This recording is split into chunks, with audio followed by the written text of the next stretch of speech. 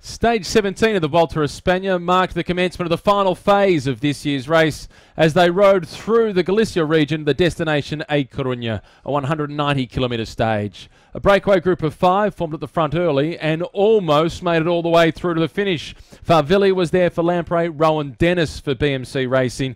Tekla Hamanot was the best placed overall for MTMQ Becker. Luis Mas once again from Cajarral, and Bob Jungles, the young Luxembourger from Trek Factory Racing.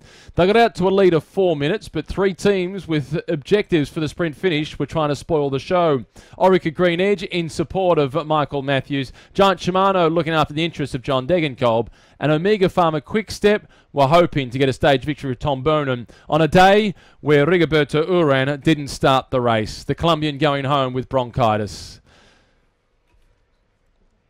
With all the chasing that was happening behind, the breakaway group started to get a little disorganised, as there was also the black armbands on many of the support vehicles throughout the race, marking the passing of one of the Guard Seville motor pilots who passed away on stage 16.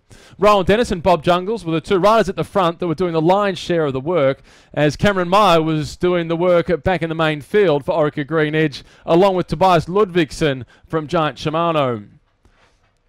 Farvilli from Lampre had been in multiple breakaways throughout the race, and Lampre aiming for their 3rd victory. And at 10 kilometres to go, it looked as if they may well have been a chance. Laverlet and Le Bon, the 2 Frenchmen, then tried their luck. Le Bon from FDJ in the blue colours, he'd been aggressive throughout this year's Vuelta, but that wasn't a break of any success.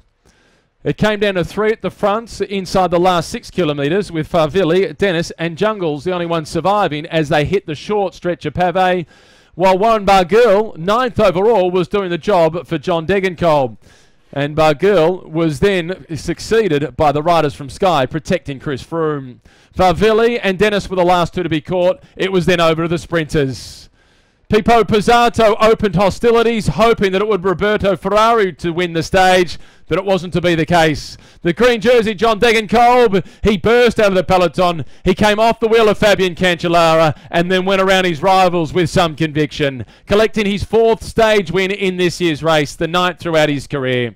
It was Michael Matthews in 2nd position, Fabian Cancellara in 3rd. Warren Barguil was celebrating in the background as John Degenkolb extended his lead in the race for the green jersey. As far as the general classification goes, no change in the battle for red. It's still Alberto Contador who leads 1 minute and 36 seconds ahead of Valverde. Chris Froome is in 3rd position at 1 minute and 39 seconds behind. It's then Rodriguez and Aru who round out the top 5.